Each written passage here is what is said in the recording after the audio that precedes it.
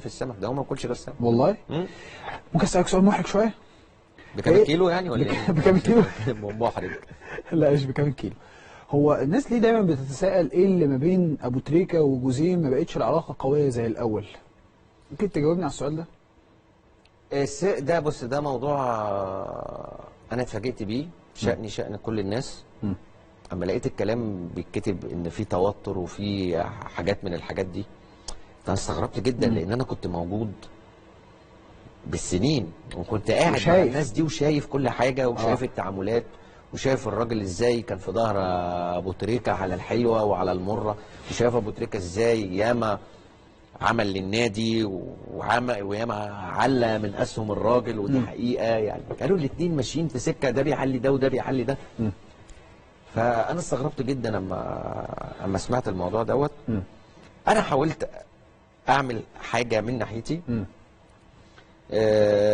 انما عرفت ان الراجل لما كلمني، وده يمكن حاجه يمكن اول مره اقول عليها، اما عرفت ان الراجل جاي لي بالليل، كان لسه في فرق حوالي 3 ساعات 4 ساعات ما بين المكالمه اللي كلمها لي وان هو جاي. فكرت ان انا اجيب ابو تريكه، كلمته واعرف فيه ايه واخليه يواجه، يعني اواجه على طول الاثنين مع بعض، لان انا متاكد ان قاعده زي دي ومواجهه زي دي، انا متاكد ان هو 5 دقايق وكل حاجه هتتحل كويس. انما السبب اللي انت بتقول لي السبب، انا ما اعرفش السبب. بس انا ما يهمنيش ان انا اعرف السبب، انا اللي يهمني ان العلاقه ترجع احسن من الاول. للاسف لما كلمت تريكا فعرفت ان هو مسافر. انت عارف ان ابو تريكه بيحلل في بين سبورت الدوريات، لكن كان بره.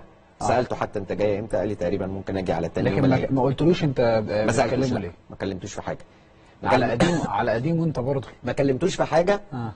علشان قبل كده يعني ما سالت في الموضوع، عرفت ان في كذا حد قبل كده ساله وهو ما ردش عليه، يعني ما ادالوش اجابه.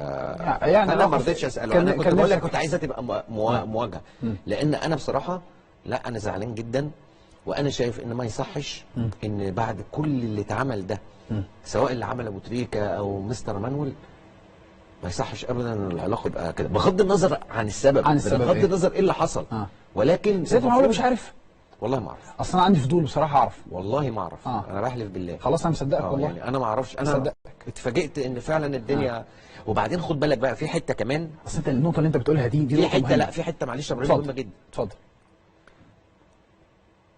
دايما احنا بننقل الصوره بطريقه اوفر شويه.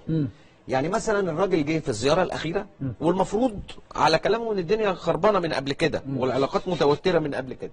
يجي الراجل يقول لك ايه؟ بيقول رأيه في ابو تريكه كمدرب. فما قال لك ابو تريكه مثلا لا يصلح مدرب وبتاع، الناس خدتها بطريقه وكاتبها بطريقه، يعني انا شفت كذا موقع تبص تلاقي في صفعه جديده من مانويل جوزيه لابو تريكه. ده عنوان لوحده يسخن ابو تريكه، يولعه. في صفعه جديده ابو تريكه لا يصلح وبتاع، الراجل اللي تخش شوف الخبر والراجل قال ايه. الراجل يقول، وبعد كده ما انا قعدت مع الراجل وعرفت، عارف الراجل بيقول الراجل ده ادب الدنيا، الراجل ادبه بزياده، الراجل اخلاقه باوفر، فما يعرفش الراجل الاخلاق والادب الزياده دوت صاحب ان هو يتعامل مع الناس. وانت عارف لعيبه الكوره عايز طريقه معينه للتعامل، وعايز واحد يشد شويه ويرمي شويه وبتاع، يعني عايز واحد يعني فاهم. فهو الراجل بيقول ان ابو تريكه ادب زياده عن اللزوم. ده الراجل ما بيشتموش، ده الراجل بيمدح فيه. انما طبعا انت فاهم بقى في صفعه جديده، وجوزيه بيكمل سلسله التقطيع في ابو تريكه والكلام ده كله. طب ما انت لازم الدنيا تسخن. هتصلح ايه؟ هتصلح ده لو ابو تريكه نص وقرا الخبر دوت وبتاع، هيقوم قافل البتاع ولا رامي. فهي دي الفكره. هرجع تاني اسالك نفس السؤال، هخرجك برضو من السياق